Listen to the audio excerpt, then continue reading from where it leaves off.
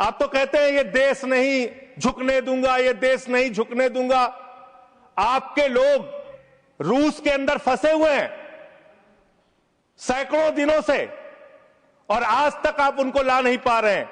देश की सुरक्षा के बारे में आपको ध्यान नहीं, विदेश नीति के बारे में आपको ध्यान नहीं, आपकी विदेश नीति का कोई अता पता नहीं। 1948 में पंजाब रेजिमेंट को युद्ध के वक्त बीजू पटनायक जी ने एक पायलट के तौर पर सीमा पे पहुंचाया था। आप उनको सीआईए का एजेंट कहते हैं, शर्म आती है आपके ऊपर। आप एक बिल लेके आ रहे हैं जिससे कि अधिकारियों का हक छीनने और मारने का काम आप कर रहे हैं। इन जवानों के साथ, इनके अधिकारियों के साथ ये अन्याय मत कीजिए, ये देश आपको माफ नहीं करेगा। एक फिल्म आई थी बॉर्डर, उस फिल्म का गाना था, संदेशे आते हैं हमें तड़पाते हैं, जो चिट्ठी आती है तो पूछे जाती है कि घर कब आओगे।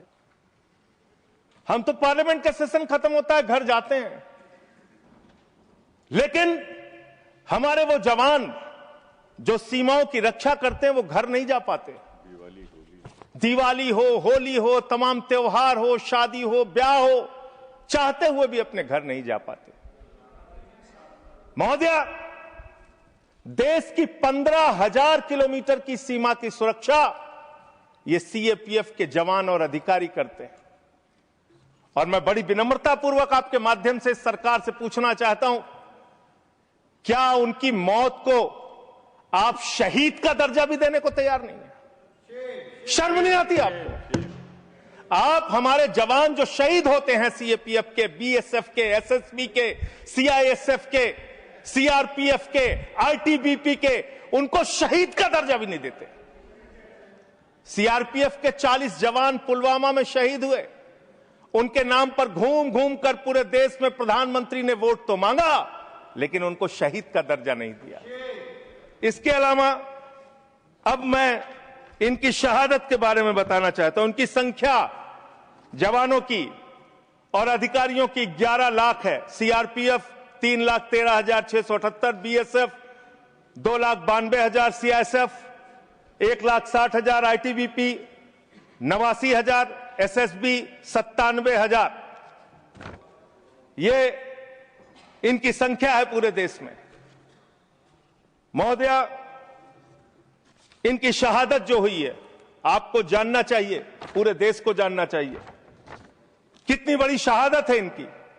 सीआरपीएफ के 62 जवानों ने अब तक अपनी शहादत, 62 अधिकारियों ने अब तक अपनी शहादत दी है, और सभी रैंक के अधिकारियों और जवानों को मिला दिया जाए तो 2290 अधिकारियों और जवानों ने अपनी शहादत दी है। बीएसएफ के 85 अधिकारियों ने अब तक अपनी शहादत दी है, और 2014 सभी रैंक के अधिकारी और जवानों ने अपनी शहादत दी है। सीआईएसएफ के 1 अधिकारी ने अपनी शहादत दी है, और 126 सभी रैंक के जवान और अधिकारियों ने अब तक अपनी शहादत दी है। आईटीबीपी के 13 अधिकारियों ने अब तक अपनी शहादत दी है, और 182 सभी रैंक के अधिकारी और जवानों ने अब तक अपनी शहादत दी है।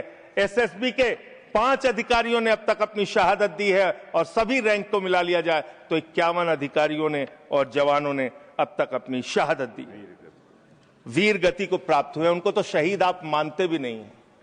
महोदया, मैं कुछ बड़े हमले जो देश में हुए उसको बता के, जब 2001 में भारत की संसद पे हमला हुआ, यह संसद अगर सुरक्षित है तो हमारे उन्हीं सीएपीएफ के जवानों की बदौलत सुरक्षित है।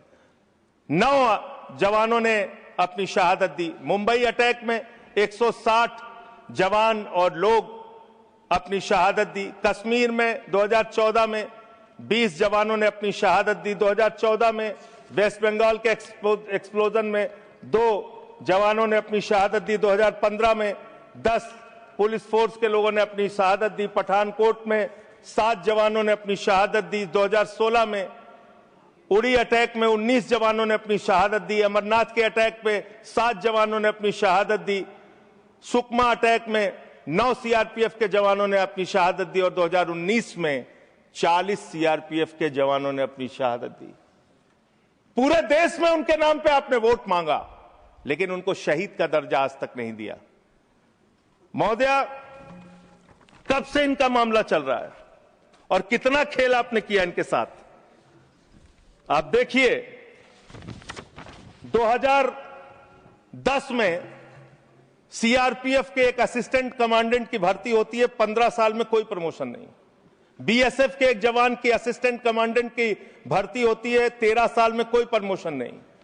और एक आईपीएस अधिकारी की 2012 में भर्ती होती है, 13 साल में 4 प्रमोशन उसको मिलते हैं। हम आईपीएस के प्रमोशन के खिलाफ नहीं है, लेकिन सीएपीएफ के अधिकारियों को प्रमोशन क्यों नहीं, ये तो कम से कम आपको बताना पड़ेगा। इसी प्रकार से डिप्टी कमांडेंट पे 18 साल में एक प्रमोशन बीएसएफ सीआरपीएफ को और 20 साल में एक प्रमोशन बीएसएफ को, और आईपीएस अधिकारी को आईजी रैंक पे 19 साल में 5 प्रमोशन मिलके आईजी वो बन जाते हैं।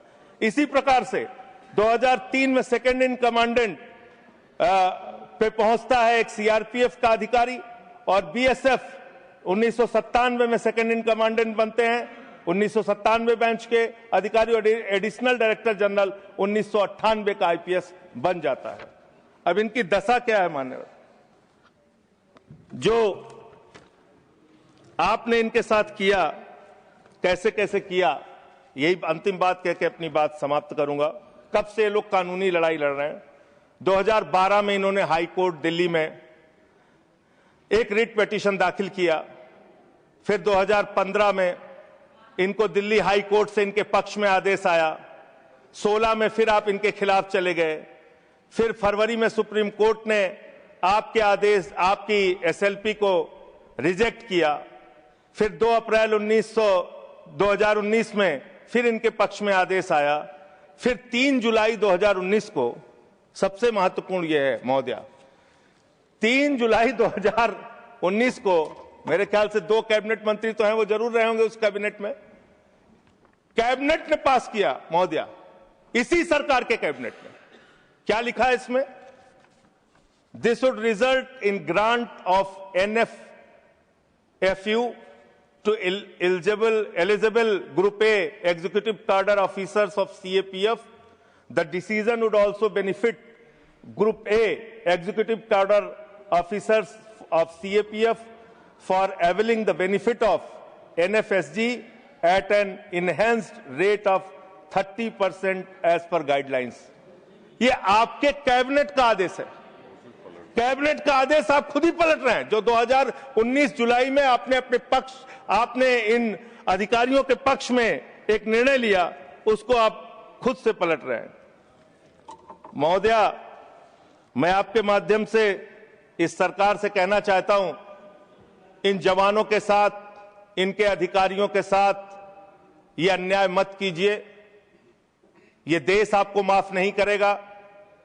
ये भारत की सुरक्षा करते हैं, सीमाओं की सुरक्षा करते हैं, संसद की सुरक्षा करते हैं, एयरपोर्ट की सुरक्षा करते हैं।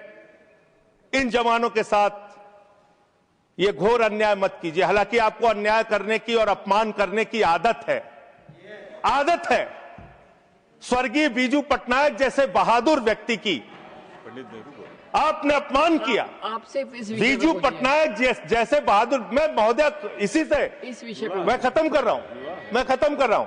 1948 में पंजाब रेजिमेंट को युद्ध के वक्त बीजू पटनायक जी ने एक पायलट के तौर पर सीमा पे पहुंचाया था। आप उनको सीआईए का एजेंट कहते हैं?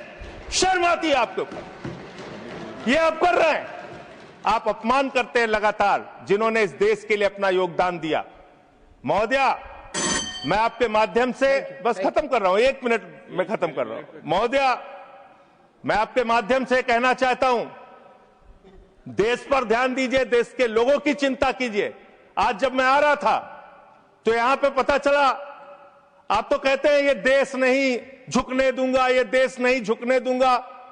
आपके लोग पंजाब के, हरियाणा के, राजस्थान के, रूस के अंदर फंसे हुए हैं सैकड़ों दिनों से, और आज तक आप उनको ला नहीं पा रहे हैं।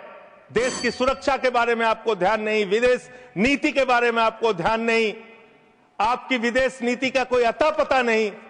बावजूद इसके आप एक बिल लेके आ रहे हैं जिससे कि अधिकारियों का हक छीनने और मारने का काम आप कर रहे हैं। मैं इस बिल के विरोध में हूं और जो अमेंडमेंट्स हमने दिए हैं उसको सरकार स्वीकार करती है और इसको बिल को सिलेक्ट कमेटी में भेजती है तो इसका पूरा अध्ययन किया जाएगा।